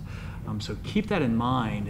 I think the question to the board is, hey, do we want to do this? Do we want to spend $23,000 to potentially save a cost avoidance of $263,000? And so the next question would be is, hey, yes, Dan, this would look good. Where do we pull the $23,000 from? And that would probably come from the health account as we're collecting premiums because we're self-insured. But I want to run that by Kevin Jones before I confirm that statement. What question? How does this impact our employees? Does it make it more, I'm just saying, does it make it more difficult for them to get the drugs they need? I'm not against asking them to get generic. Great question. I But think will the only is mechanically they have to get a well-dying card, which would be the person or the organization overseeing this benefits management plan. That's the only difference that would affect. They could go to the same provider that's whoever's providing the pills to them. So that would be the piece, is that card would have to come into play, and they have to show that card to Kroger or wherever they're getting their prescriptions filled. So that would be the only inconvenience, was that it would be the management of the actual physical card, to show that the well-dying's behind us. Okay, so this is to move them all to generic. No, this is the prescription management plan right. overseeing, hey, the generic. Potentially, yes. Okay. We've told our educationally, we've told our employees generic. We can have a lot of savings coming with generic drugs. This would be a benefits plan manager to, yes, represent the generic trends. But I don't think they're forcing you to use generic. I think it's more of a administrative function. So what they're going to look, an education piece. So they're going to look at all of our claims, and they're going to see that one of our teachers, Mr. Haddo, has this type of medication that he's taking every month. If they see that the medication that he's taking every month can be a generic drug, and they say, oh, you need to switch to this generic. Have you thought of this? That would save the district. My understanding along those lines too is not only that, but the generic pricing of that drug, generic versus generic, they may be able to get a better rate with the generic drugs that are being used.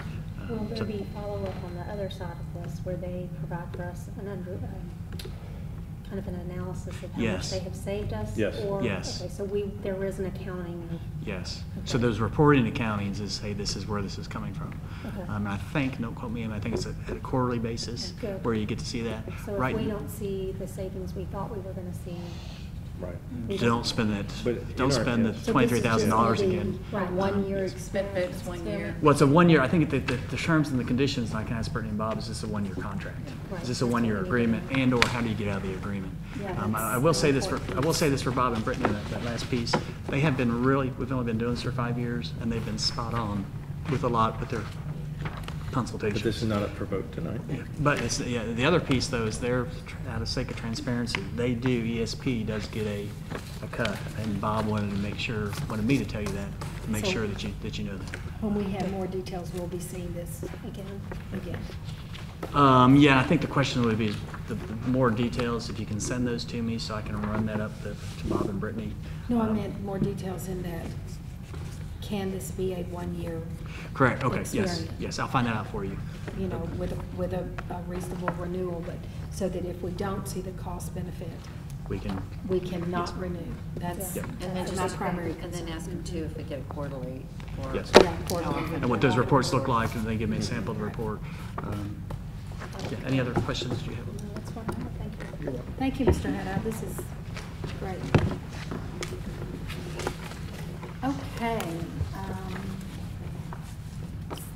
Hi, Mr. Kathy. Hello. Let's talk cell phone towers. Very good. This is Parker's favorite topic. And I've invited Steve Chandler with Tower Ventures to be here. Tony Fisher from the city of Germantown is also here. I'll go through a little bit of background and purpose, and then go through some of the details. But this has been something that the city has been wanting for quite some time for several reasons, which Tony can go through better than I. One is the poor cell phone reception in the surrounding neighborhoods. Another is safety. Fire and police routinely use cell phone towers to communicate, and with a lack of coverage, it can present a real safety issue. our buildings themselves within the school buildings. Mr. Pierce has done yeoman's work adding cell phone boosters inside the buildings, and that block that goes up definitely works to keep the signal out. But with a cell phone tower right in the immediate area, it's only got to help the reception within our schools.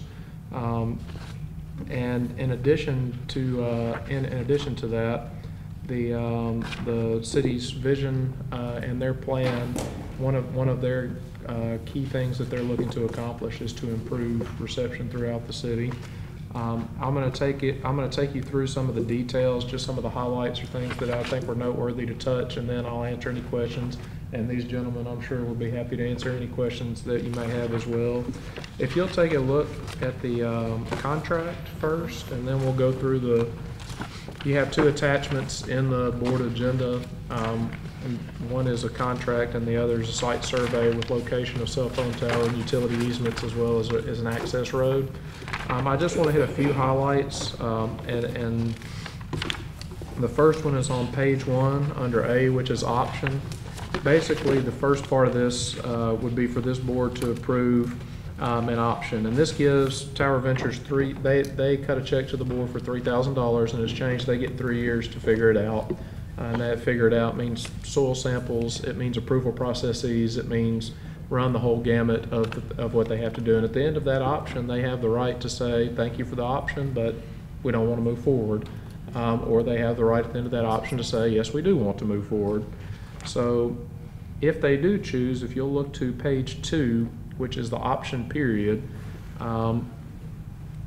they have the option, and we also have the option. At the end of that 3 years, if they say we need more time, they can extend for 2 successive 1-year periods, and they do have to pay an additional $1,000 per extension. Let's see. If you would go to page 4 and take a look at C, which is term. If all goes well and we're all singing Kumbaya, the first step is to come to an agreement and move forward. And the first term would be 5 years, and it would be $21,000 in revenue for the district minimum. I'll go through a stipulation that there will probably be more than that later, but the first agreement will be 5 years, and then and this is an important thing because I want to be totally transparent with the board. The way this agreement is written, at the end of that 5 years, Tower Ventures has the right to extend that lease period for 7 additional 5-year periods. Now, it's an extension for 5 years, then another extension for 5 years, then another extension for 5 years. But that's their choice to do that extension. So it's a long-term commitment for the board. And should they choose to continue to extend that, the way that the language is in term is that the leasee shall have the right and option to extend the term of the lease for 7 5-year periods. So should they choose to do that and continue moving forward, if you'll take a look at page 5, and that each time there is an extension, there's a 15% increase in revenue, so that you see how that plays out as we go all the way through this term. In addition to those amounts, there is also on page 5.3 additional rent. We will also receive 35% of the monthly rent revenue received from carriers number 3 and 4. And how the business works is they sell these cell phone towers in chunks to carriers, and obviously the highest point on the cell phone tower is prime real estate. So the top 2 are theirs, but if we get to spot 3 and spot 4 down the tower, the district will also receive 35% of that revenue from that. I think I had a couple of questions. One was if this lease is terminated at any time, what happens? If you'll go to page 9. And take a look at number 3 on page 9. And on page 9, number 3, it states that the leasee has the right at any time during any term of this lease to, and shall within a reasonable period not to exceed 90 days after the termination of this lease, dismantle and remove to 2 feet below grade all property improvements placed by leasee. So Should this come to an end, 90 days is the time period for Tower Ventures to remove their equipment and go 2 feet below grade. And those are just some of the key highlights that I hit on the contract. I'll hit the survey, and I've got the attachment that you have is good. I also have one that nothing has really changed. It just has a few more details on road, where Dogwood Road is, to kind of get yourself acclimated. Because I got a question about where the location of the proposed tower is. So to acclimate yourself, at the top of the page is Dogwood Road to the north. And so this tower sits kind of on the southwest part of the property. There is a building that's labeled 1-story stucco, which is the new portables that will be going away. And if you go just a little bit to the west of that, you will see it's kind of a bluish box with a red rectangular box around it. This is nothing different than what's in your board attachment. It just has a little more detail on it. But that's where the proposed location of the cell phone tower would be. Where's that, just in relation to the tennis courts back there? So the tennis courts, if you look here, that's the circle drive. The tennis courts are actually back on the southeast corner of the property. So it's on the opposite side, east to west. So they're over here.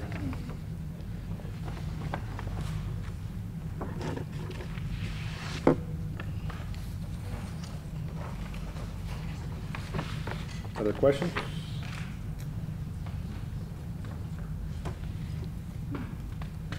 So the playground is?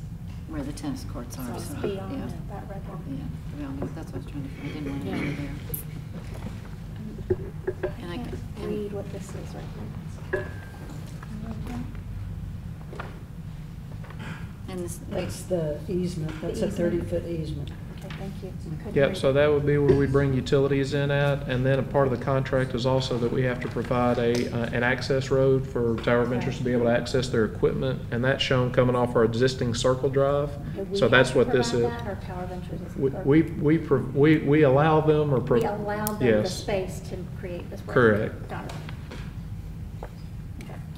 and this will increase our cell service inside Dogwood School. I can't guarantee that, because the block that goes up really does a good job of keeping signals out, but I've got to imagine that putting a cell phone tower up literally right there on the property, I'll be happy if it increases my cell phone reception at my house. I think your odds are a whole lot better there, but we're hopeful that it will also do good work at Dogwood Good. Elementary School.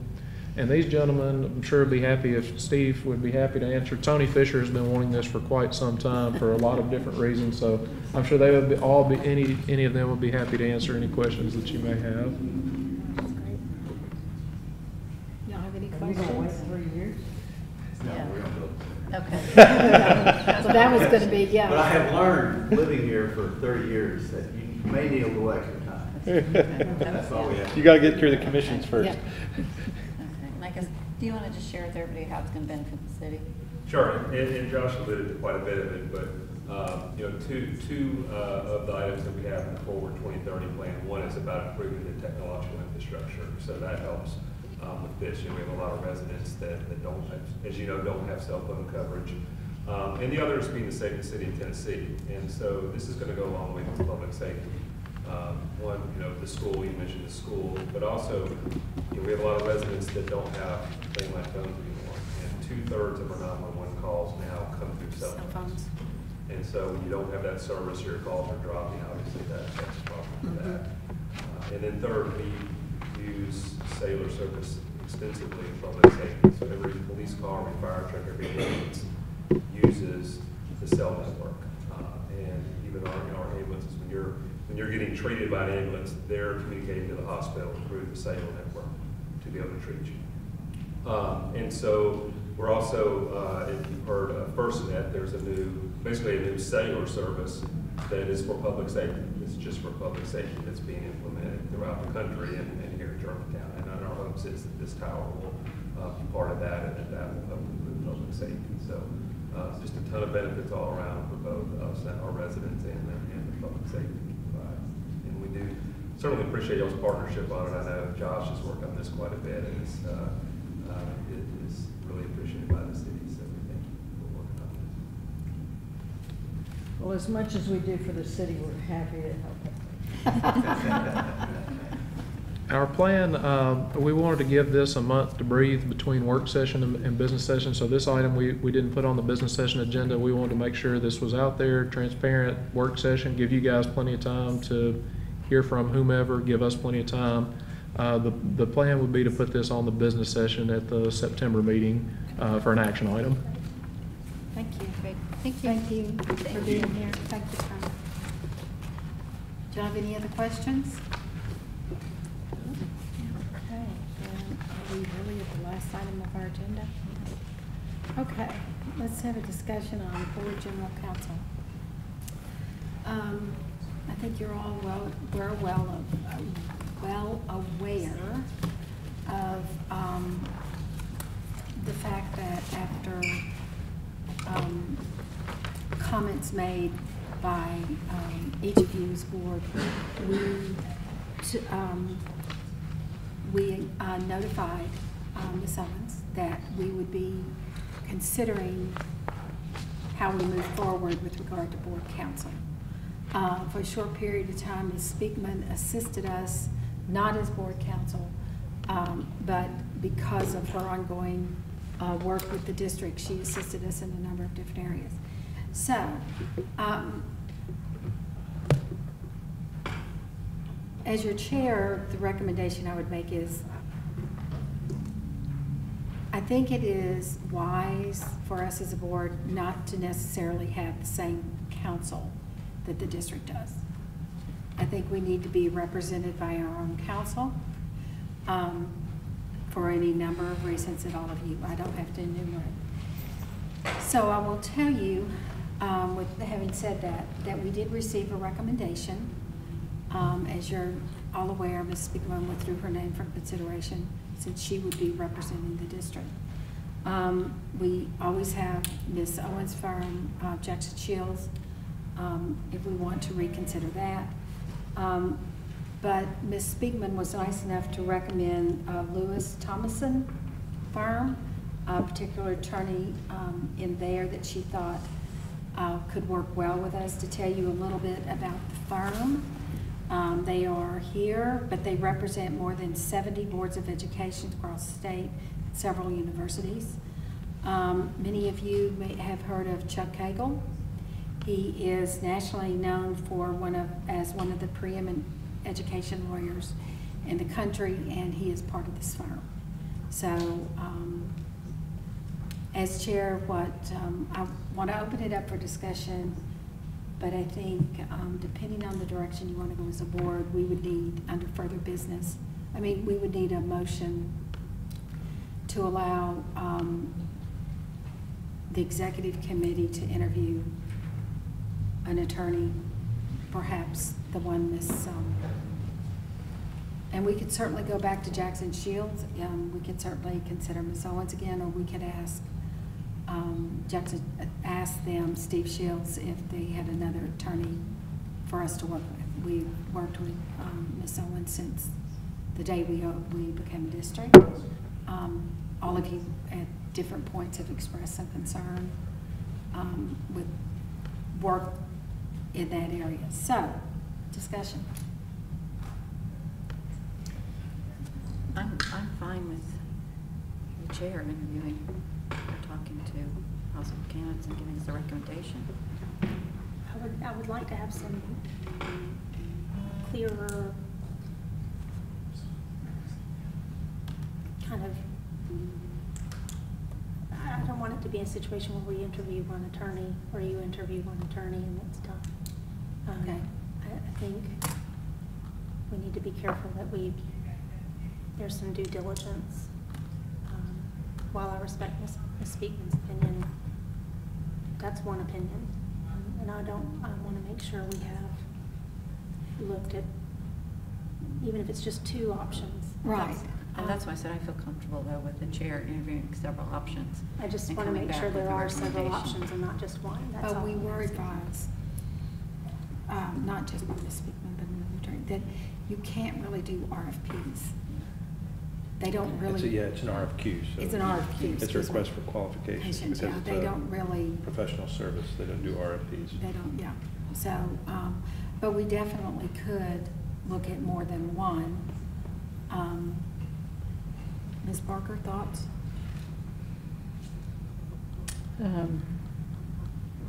I guess just trying to get some recommendations. I don't know if TSBA has They will be definitely consulted. any recommendations. We can ask other school boards in the area. I know they're not a dime a dozen, but. No, they're not. Well, and I think personality-wise too, making sure that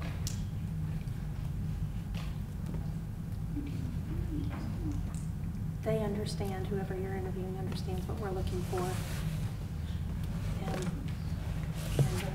And Of course, understand that'll change from chair to chair. Absolutely. And so I think one of my concerns is that they have an understanding that our chair does change. And so it's being adaptable to who the new chair is and the needs the new chair has. Some chairs, this has been a time of us needing a lot of legal support. And so we've been very fortunate that Ms. Weidman could step in and assist us. But we do need as chair, I believe we need our own board counsel, and it does not need to be the same as the schools. So with that, that's for you to mull over, and based on the motion that you have the opportunity to make tonight, it's on, no, it's not It's on not the on the voting business agenda. unless you would request to add and amend the agenda. Well, that's up to the board. Do you want to do a vote, or do you just want to do a consensus at the work session? And what we could do is consult TSBA, consult the other municipalities, perhaps get the qualifications and interview. It'd be a very informal interview two. And then I'm happy present to do you. that if you don't have time to do it. I'm happy to do that.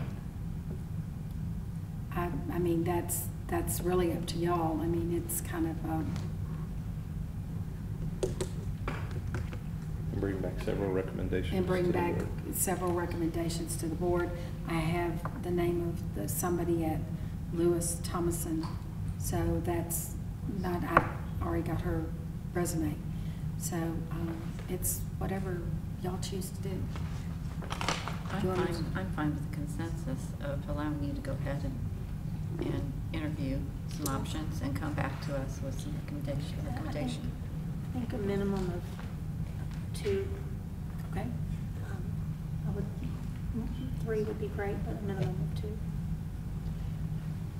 We'll do, and then we'll bring,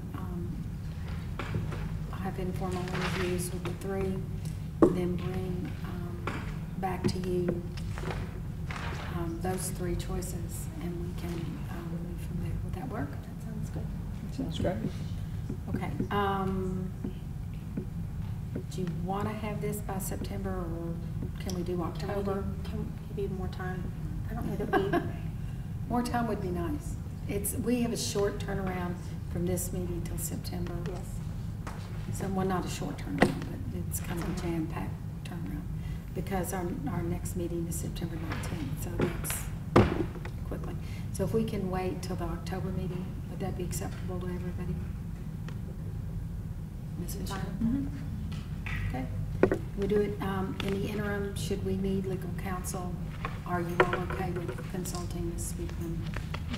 Yes. Because we have an ongoing issue that she's Right. involved in, and it's just a natural. She seems, Yeah, I don't have any problem with that. Yeah, it would be difficult to bring someone else up to speed in a short period of time. in a short period of time. Is there any further business that the board has? Because you're not going to believe this. We're done early. 30 minutes early. That's good. We have time to take a Great. You have to discuss on the name of the proposal. Okay, if there's no further business to come before the board for the work session, we will stand adjourned, and we will begin the board meeting at 6:30 sharp. Promptly. Promptly. Yes, getting ready to,